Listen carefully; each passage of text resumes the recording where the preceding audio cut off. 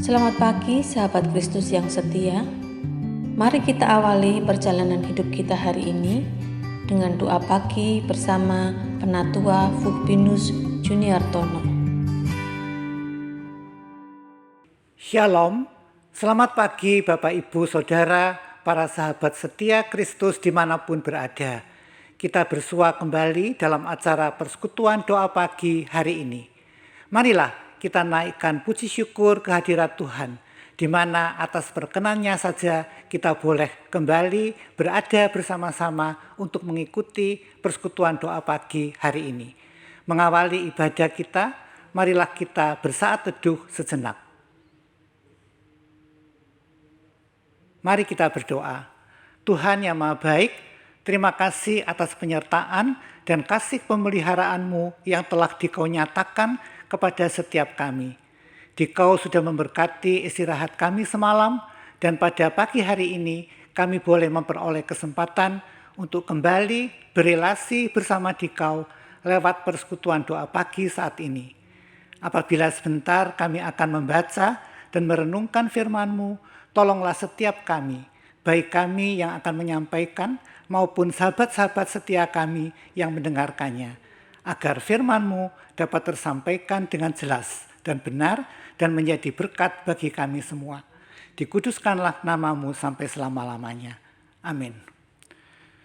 Sebelum mendengarkan, membaca, dan merenungkan firman Tuhan, bersama Saudara JJ dan Ibu Dian Handayani, kita akan memuji, memuliakan nama Tuhan dengan menyanyikan sebuah lagu dari KJ 353 bait pertama dan keempat. Sungguh lembut Tuhan Yesus memanggil.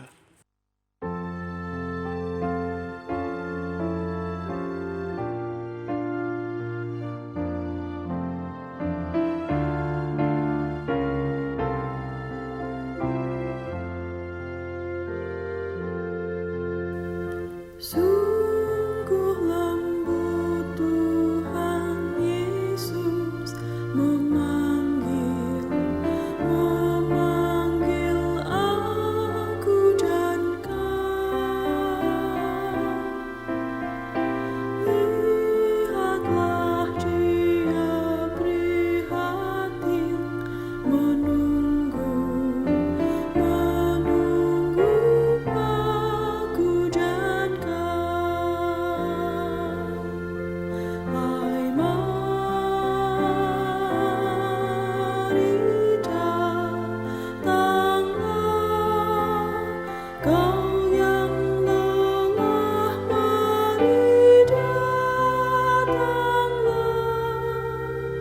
Sungguh lembut Tuhan Yesus memanggil kau yang sesat, marilah.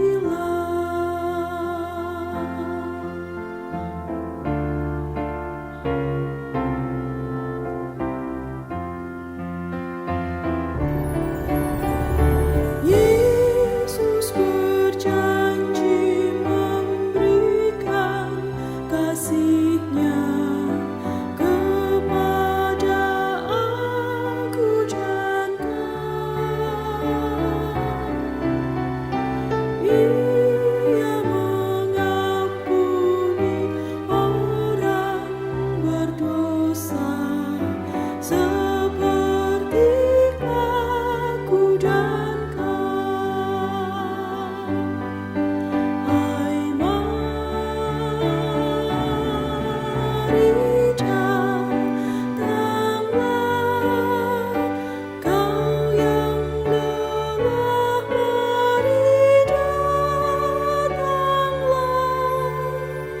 Sungguh lembut Tuhan Yesus memanggil kau yang sesat, marilah.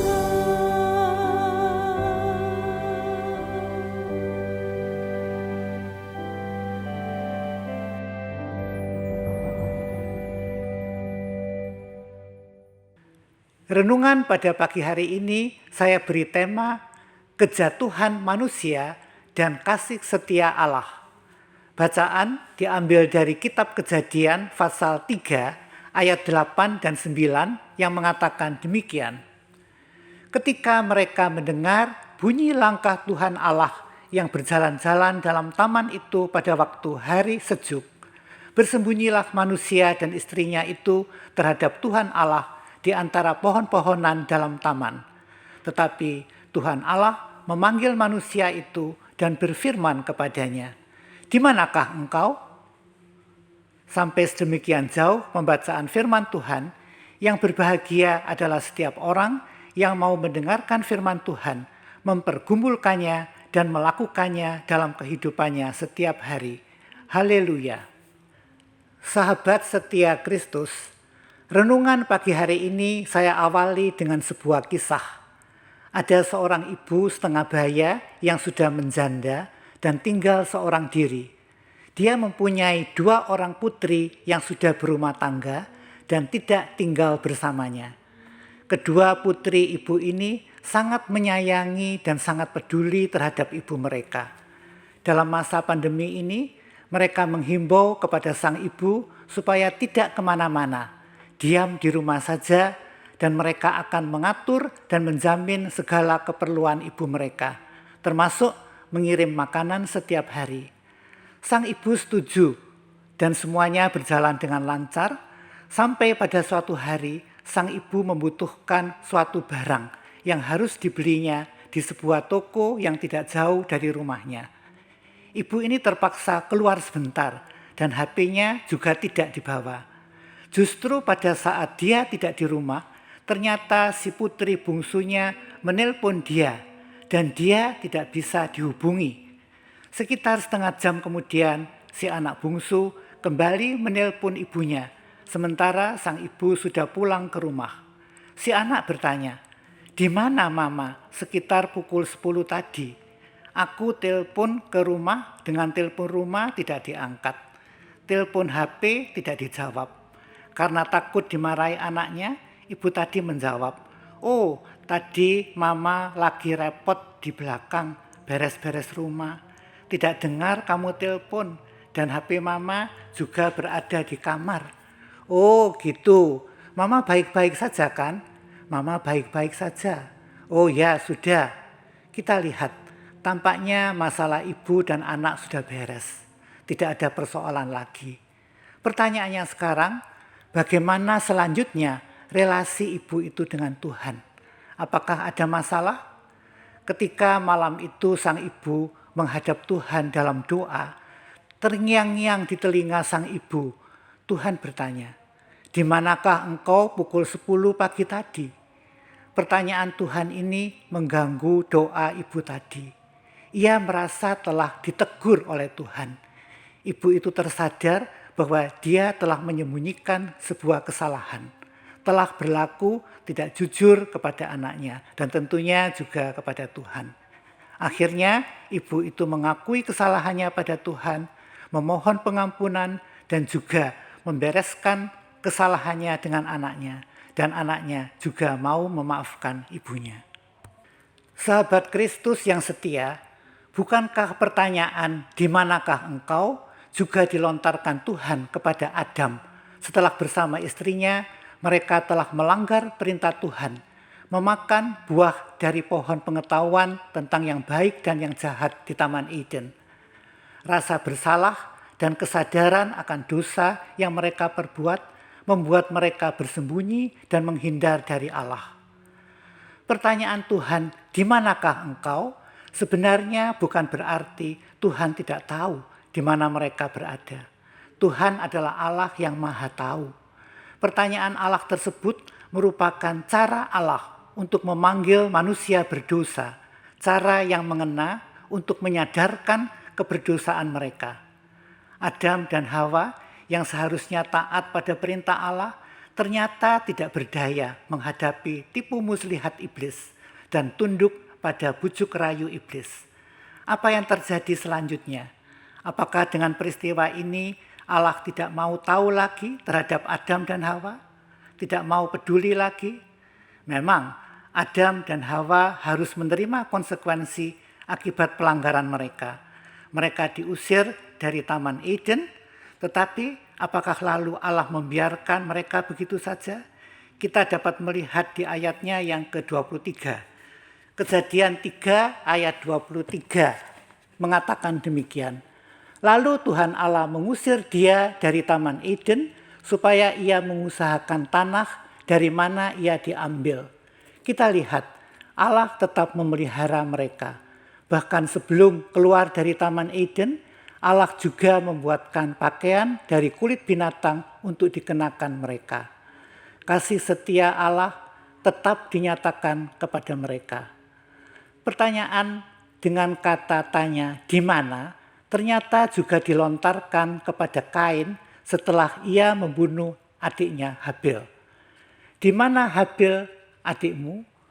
Kain menjawab, aku tidak tahu apakah aku penjaga adikku. Tetapi di sini pula kasih setia Allah tetap dinyatakan Tuhan kepada Kain. Pada saat Kain menyadari kesalahannya dan mengatakan, hukumanku itu lebih besar daripada yang dapat kutanggung. Barang siapa yang akan bertemu aku akan membunuh aku. Tetapi firman Allah dengan tegas mengatakan, sekali-kali tidak. Kain memang telah memberontak terhadap Allah dan sebagai konsekuensi apa yang ia perbuat, dia dihalau Allah dan menjadi pelarian dan pengembara. Tetapi Allah menaruh tanda pada Kain supaya ia jangan dibunuh oleh barang siapa yang bertemu dengan dia. Kasih setia Tuhan tetap mengiringi kehidupan Kain. Sahabat Kristus yang setia, melalui perenungan kita pagi hari ini, marilah kita masing-masing berefleksi. Bila kita melakukan suatu kesalahan di hadapan Tuhan, dan Tuhan memanggil untuk menegur kita, dan kita sadar bahwa kita telah mendengar perintahnya, bagaimanakah sikap kita? Apakah kita cuek saja, terus menyembunyikan kesalahan kita, bersikap masa bodoh, atau seperti ibu dalam kisah tadi, datang bersimpuh di hadapan Tuhan, mengakui kesalahan kita, memohon ampun kepadanya dan bertobat. Pilihan ada di tangan kita. Namun bila kita mau bersikap jujur, terbuka, dan dengan kerendahan hati mau mengakui dosa-dosa kesalahan kita, 1 Yohanes 1 ayat 9 mengatakan bahwa ia adalah setia dan adil, sehingga ia akan mengampuni segala dosa kita dan menyucikan kita dari segala kejahatan. Allah adalah kasih. Kita semuanya tentu menginginkan agar relasi dan persekutuan kita dengan Tuhan dan sesama selalu berjalan manis, harmonis, dan indah, bukan? Ingatlah lagu yang kita nyanyikan pada kaji 353 bait keempat tadi. Mengatakan, Yesus berjanji memberikan kasih-Nya dan ia mengampuni orang berdosa seperti aku dan kau. Bagaimana dengan kita sekarang? Marilah kita renungkan apa yang telah diberitakan melalui firman Tuhan hari ini. Kiranya firman Tuhan hari ini bermanfaat bagi kita semua. Tuhan Yesus memberkati. Amin.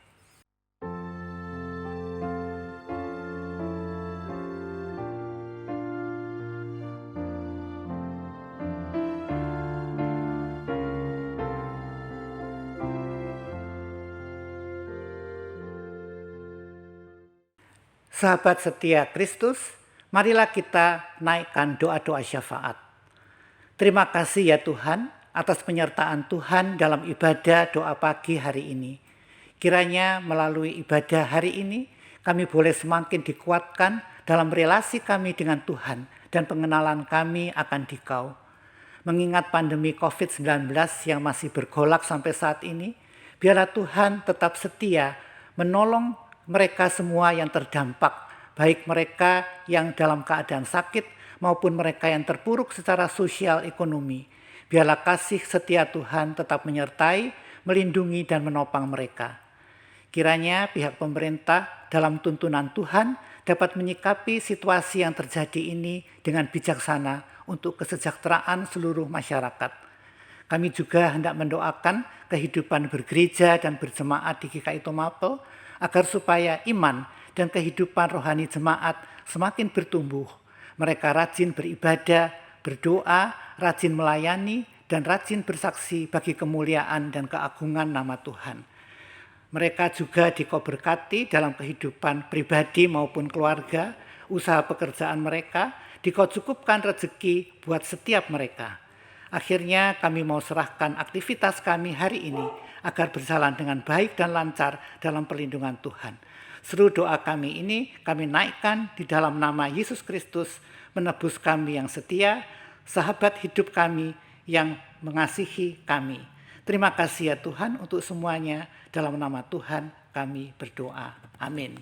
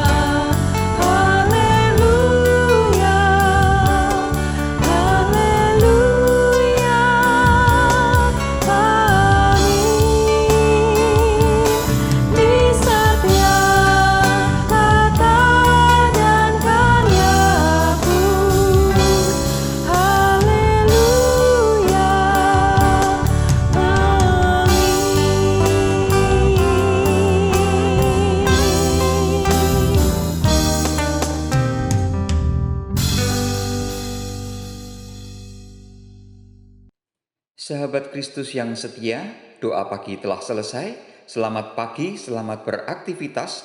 Jangan lupa pakai masker, jaga jarak, dan selalu ikuti protokol kesehatan. Tuhan memberkati kita semua. Amin.